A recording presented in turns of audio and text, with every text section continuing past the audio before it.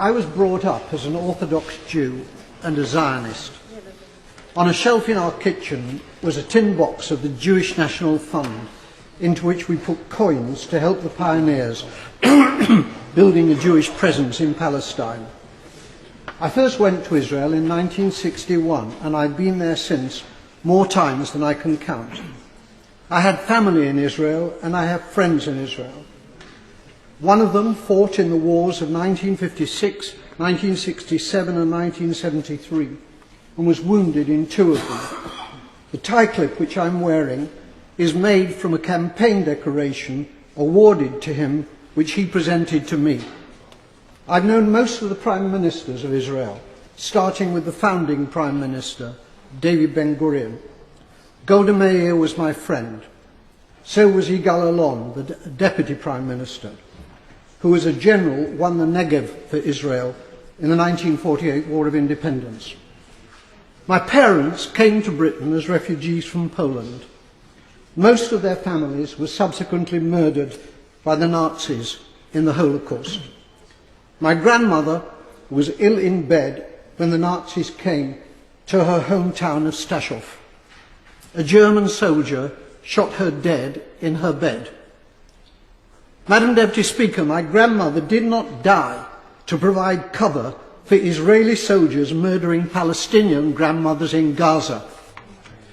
The present Israeli government ruthlessly and cynically exploit the continuing guilt among Gentiles over the slaughter of Jews in the Holocaust as justification for their murder of Palestinians. The implication is that Jewish lives are precious, but the lives of Palestinians do not count.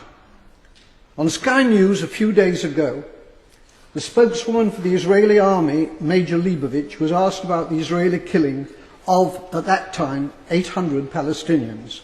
The total is now 1,000.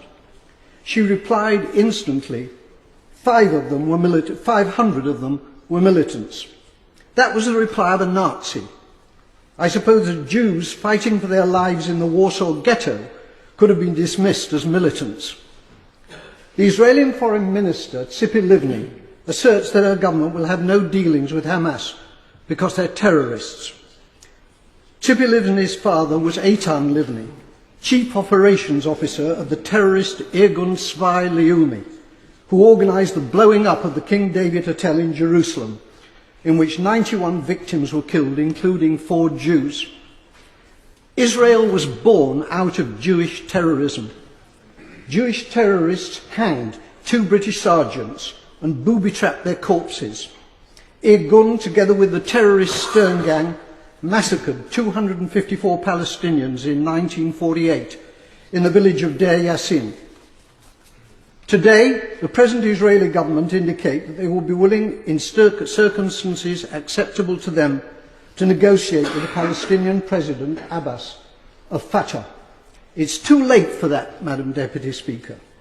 They could have negotiated with Fatah's previous leader, Yasser Arafat, who was a friend of mine. Instead, they besieged him in a bunker in Ramallah, where I visited him.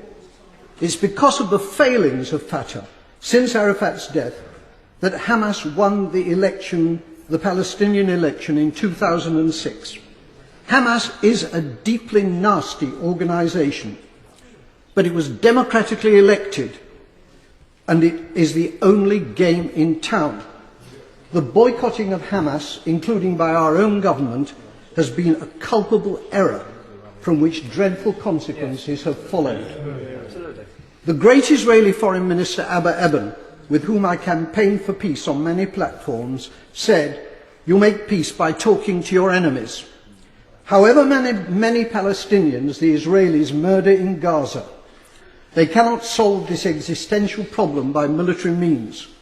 Whenever and however the fighting ends, there will still be 1.5 million Palestinians in Gaza and 2.5 million more Palestinians in the West Bank, who are treated like dirt by the Israelis, with hundreds of roadblocks and with the ghastly denizens of the illegal Jewish settlements harassing them as well.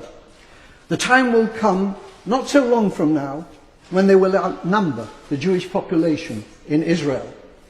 It's time for our government to make clear to the Israeli government that its conduct and policies are unacceptable and to impose a total arms ban on Israel. It is time for peace, but real peace, not the solution by conquest, which is the Israelis' real goal, but which is impossible for them to achieve. They're not simply war criminals, they're fools.